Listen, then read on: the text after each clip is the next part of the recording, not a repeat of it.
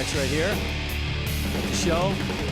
Happy 35th. Utopia Records. Check them out. Hey there, this is Andrew Hogue from AndrewHogue.com, Australia's only dedicated 24/7 rock metal radio station. Big plug. Happy 35th birthday, Utopia Records. Forever Horns.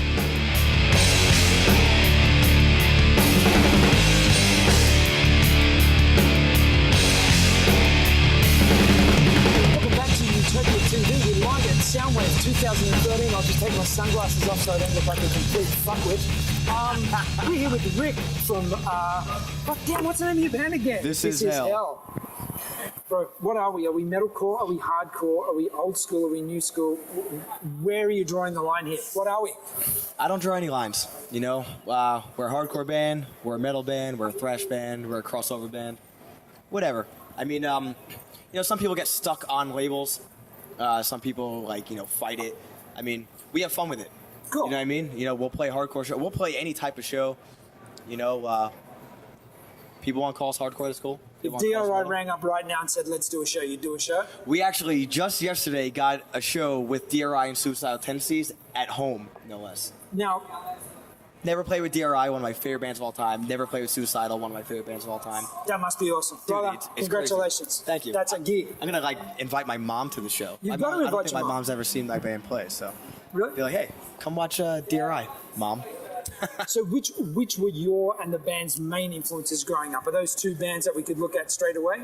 Yeah, for sure.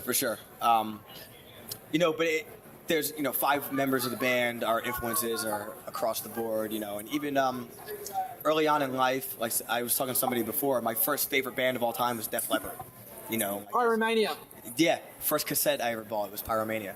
But you know, Def Leppard, Guns N' Roses, Metallica, you know, and then Megadeth, Pantera, Slayer, you know, then Minor Threat, you know, Sick of It All, got more and more into Agnostic it. Front, you know, said DRI, Suicidal. Which is funny for guys your age. It tends to be a lot of guys actually started with more commercial music, For sure, then for got sure. heavier. Whereas with older guys like myself, we started heavy and then the commercial stuff came. Yeah. But you know, it's cool. That's why I don't ever you know, people like to hate on Warped Tour at home, and people you know, bigger festivals like that. And we have a store called Hot Topic, which is might be similar to your store, but it's super. It's like in the malls and stuff. Yeah, I think it's we have a shop here called Dangerfield that's like that. Mm-hmm. And the thing is, you know, everybody needs a gateway.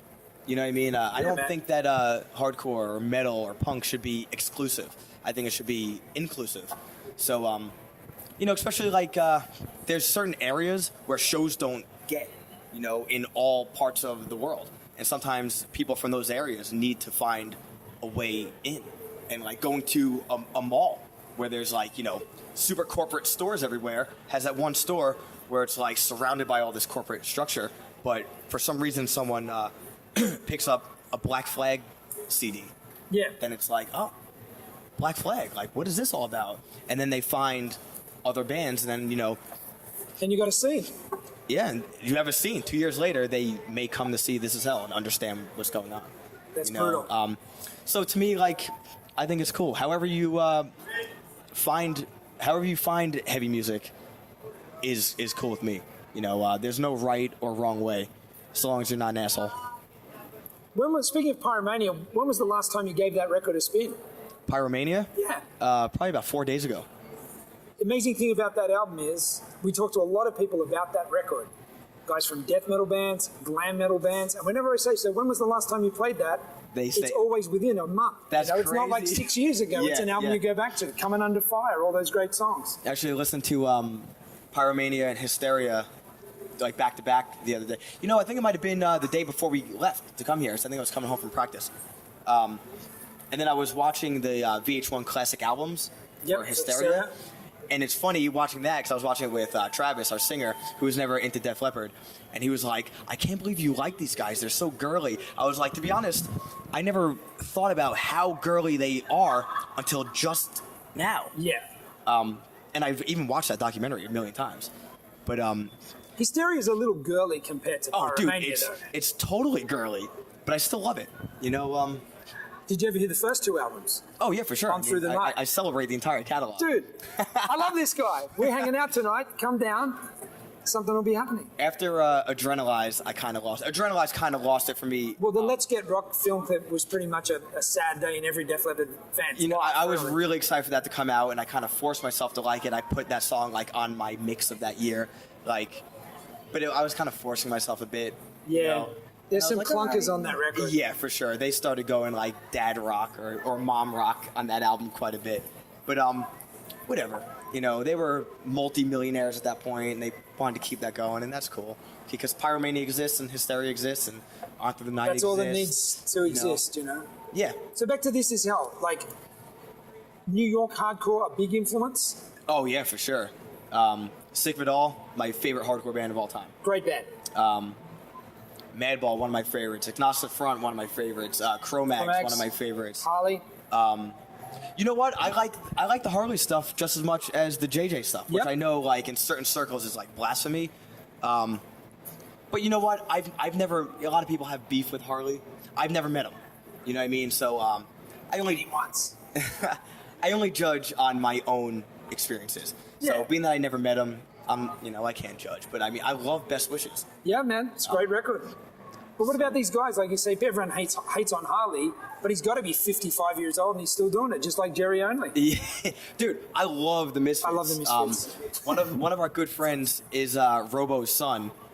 So one of our other good friends, because it's that guy's best friend, became the bass tech or just the guitar tech overall for the Misfits. So we met those guys through them, and we now have tons of mutual friends. So here and there we'll play with them, and it's so cool. Even with their lineup now, I think the lineup now is still great. Yeah, I saw them. They just played here like a couple of months ago. It was great. Yeah. Dez is see, and that's another thing. Dez Cadenas plays I guitar, know, man. and it's like, oh, let's hang out with Dez. It's like, all right, how do I not act like a fanboy? But I mean, he's totally cool. So he puts you at ease real quick. I kind of get upset when people say, I'm not going to go see the Misfits. And you go, why not? And you go, oh, Danzig's not there. And I always think, no, he's not. But look at the three guys that are there and the records they have played on. And now, Goat's playing drums, and he's amazing. They're all rad guys. The band still rules. And people are posers. Exactly. So This Is Hell. Where do we go from Soundwave? This is your first Australian tour? Third. This is our second Soundwave. We did Soundwave in 2010 with... We'll edit that out. Yeah, we did Soundwave in 2010 with a bunch of bands, but Anthrax, most importantly, Anthrax. Great band. That was New York band. Yeah, that was the first time we ever played with Anthrax, and that's like amazing for us. So it's awesome that they're on it again this year, let alone we're playing a sideshow with Anthrax in Melbourne and Fozzy. But yeah, Jane's Addiction was on that year, Faith No More was on that year. It was a good year. It was great. It was so much fun. And then we came in 2010, the end of 2010, with Comeback Kid and Architects, and that was cool.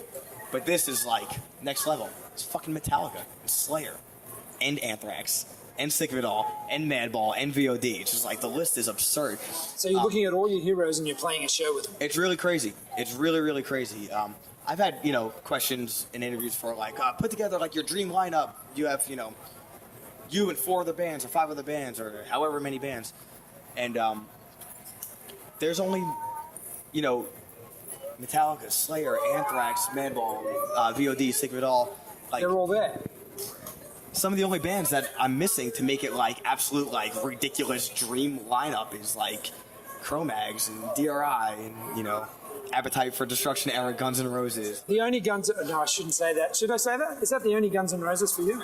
I like Matt Sorum, Yeah. but to me I lump him in because I know he even played with them a bit on before User Illusion came out. So, but it was different. Once Appetite was out for a little while, the band changed. They're another band I nerd out a bit on. Like I read Guns N' Roses books and stuff. Like something like that with Metallica. Stephen's biography. Did you read that one? I didn't read that one yet. It's a great book. But I read like the Mick Wall, Axl Rose book. I read just that Guns N' Roses. I don't remember who's the author, but just the Guns N' Roses biography, the Slash book. I didn't read the Duff book yet either. I haven't read the Duff book. I heard that was good. I heard the Steven Adler book is great. So where to? After like, Soundwave 2013. We're home for a couple of days. Oh, actually, you know what? We go to New Zealand straight after this. And then from New Zealand, we go to Malaysia, Indonesia, Singapore, and Thailand. Then we go home for a tiny bit. And then we do another U.S. run with Terror, Every Time I Die, Hatebreed, and Job for a Cowboy. And That's a wild lineup. yeah, There's it's going to be crazy. plenty of playing there. And then we're working on a couple other things after that we haven't officially announced yet. But you know, staying busy all year. You know, we're hitting places we haven't been. You know, it's essentially like a crazy world tour. It's Awesome. rad. We're psyched. So onward, upward, world domination. Exactly. Here we come.